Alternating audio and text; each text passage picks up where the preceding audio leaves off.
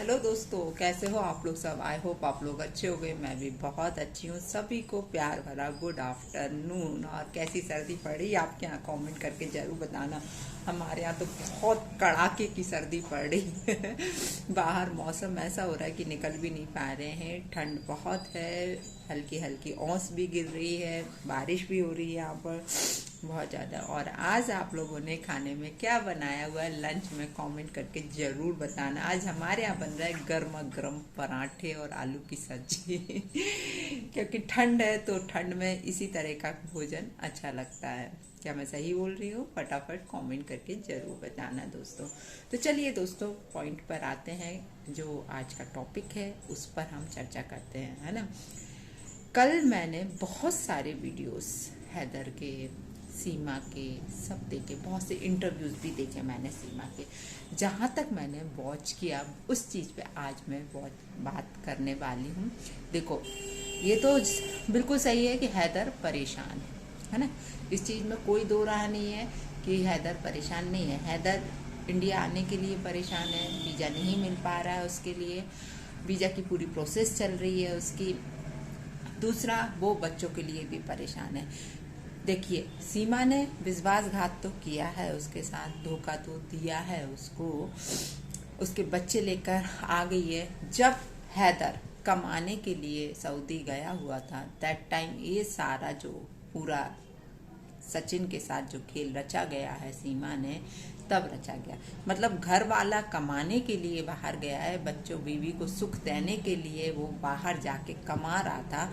उस टाइम ये औरत रंग रलियां मना रही थी, उस टाइम में सचिन के साथ। और मुझे तो नहीं लगता, आप लोग, मैं कहाँ तक सही हूँ या गलत हूँ मुझे कमेंट करके जरूर बताना, कि मुझे कुछ और भी दाल में काला लगता है। क्योंकि सचिन जब भी आता है वीडियोस में, आप देखिए, सचिन का मुंह उतना खुलता ही नहीं है, बोलता ही नहीं है। वो उतना ही बोलता है, ज़्यादा नहीं बोलता। या तो उसके नेचर में होगा या फिर कुछ और बात होगी। क्योंकि सीमा फेस से ही बहुत कनिंग, धोखेबाज, चालाक महिला दिखती है। आप देखिए, बात करने का तरीका देखिए उसका, मतलब ऐसा लगता है कि, समझ सकते हो ना, मैं मुंह से अपना बोलना नहीं चाह रही हूँ, अपने मुंह को गंदा करना नहीं चाह रही हूँ, कि वो लेडीज बहुत तेज लगती है। सचिन को सिर्फ मोहरा बनाया गया है यहाँ पर। बात तो कुछ और है, बात की गहराई कुछ और है, जो हम जैसे लोग नहीं समझ पा रहे हैं कि वो लेडी इंडिया क्यों आई है।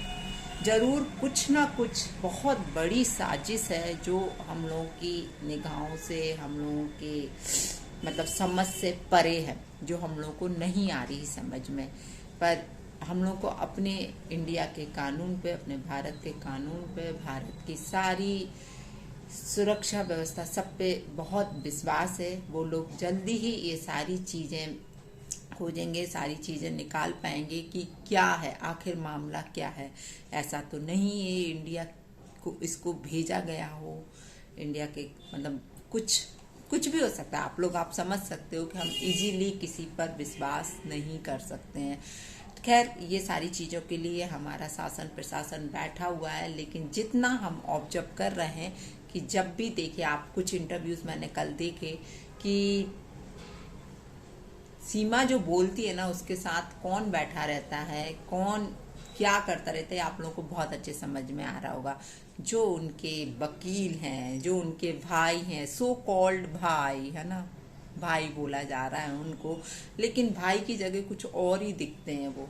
जितना सचिन नहीं आता सामने इंटरव्यूज में, जितना उनके सो कॉल्ड भाई एपी सिंह जी जो भी हैं, वो बगल में बैठे बाकायदा। मुझे तो एक चीज और नहीं समझ में आती कि इतनी मालाएं क्यों डाली जाती हैं। कोई बहुत बड़ा काम करके आई है क्या ये महिला? यार, भाग के ही तो आई हो अपने देश से तुम। कौन सा बड़ा काम करके आई हो? और यहाँ आके सनातन की आप बातें करती हो, तो सनातन की तो आप ABCD भी नहीं जानती हो, इसलिए आप सनातन से तो दूर ही रहो। आप मुस्लिम हो, मुस्लिम ही रहोगे, आपका धर्म परिवर्तन नहीं होगा यहाँ के, है ना। और मैं किसी पर्टिकुलर वर्ग के लिए यहाँ नहीं बोल रही हूँ। आप आके जो यहाँ पे बोल रही हो राधे राधे और श्री जय श्री राम और बार बार आपकी रील्स जो आप दिखाना चाह रही हो, असलियत में वो चीज़ है नहीं। सिर्फ क्योंकि ये आप सिर्फ यहाँ पे दिखाने आई हो कि हमने तो अपना सब कुछ चेंज कर लिया, सब कुछ। एक बात मैं आपको बताऊंगा, आपने कहा ना कि मैं वहाँ बहुत परेशान थी, मेरे ऊपर जुल्म होते थे, है ना, ऐसा आपने बोला। देखिए, यदि आपके ऊपर जुल्म भी होते थे, ठीक है, वो चीज़ मान ली कि हो सकता है हस्बैंड ने कभी मारा हो, जो कुछ भी हो, राम जाने, वो हम लोग को नहीं पता है। जैसा आपके मुंह से सुना हुआ है कि आपने कहा कि हमारे ऊपर जुल्म होते थे, तो जुल्म होते थे तो वहाँ का कानून था आपके लिए, आप वहाँ कानून का सहारा लेते।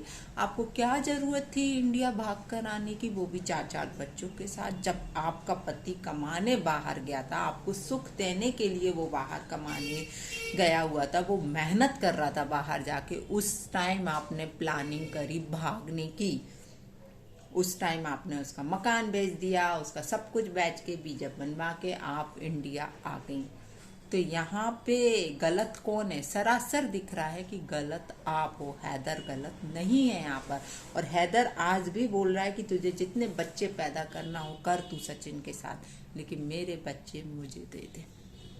तो कहाँ का वो गलत बोल रहा है, आप ही बताइए। मुझे तो नहीं लगता कि वो कहीं से भी गलत है।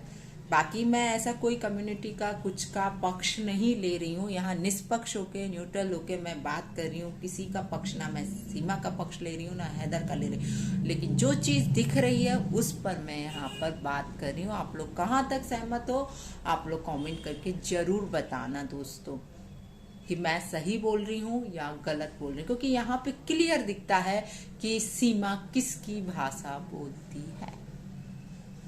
एक इंटरव्यू में देखा, अभी इंटरव्यू चल रहा था सीमा का, और उसको ज्ञान कौन पेल रहा था आप लोग को मालूम?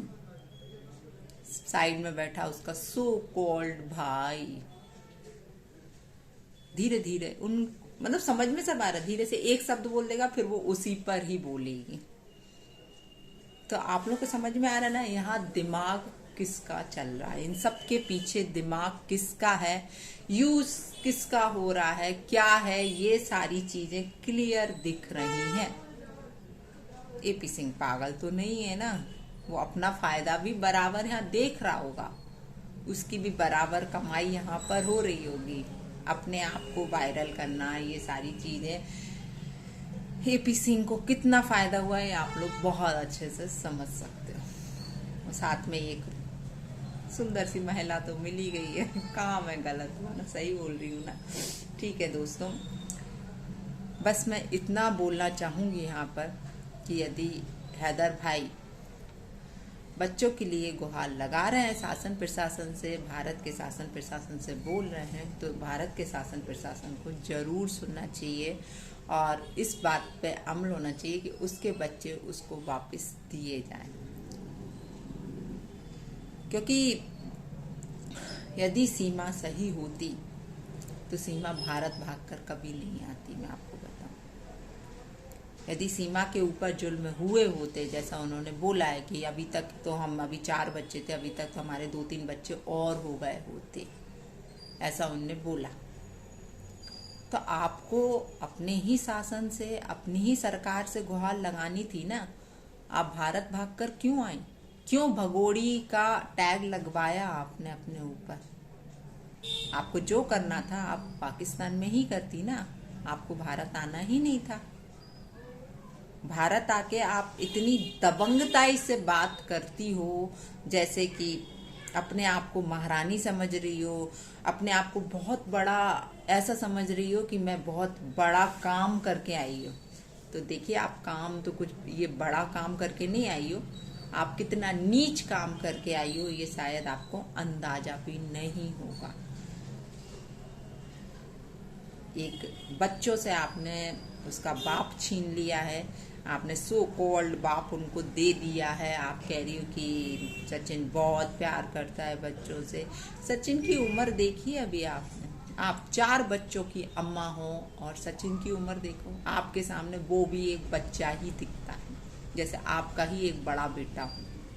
तो मैं कहाँ तक सही हूँ, कहाँ तक गलत हूँ, आप लोग कमेंट करके ज़रूर मुझे बताना दोस्तों कि मैं जो बोल रही हूँ सही बोल रही हूँ कि नहीं, क्योंकि बहुत ज़्यादा देखने में आ रहा है, सुनने में आ रहा है, और जो हम लोग वॉच कर रहे हैं दोस्तों वो क्लियर समझ में आता है कि यहाँ पे भाषा किसकी बोली जाती है।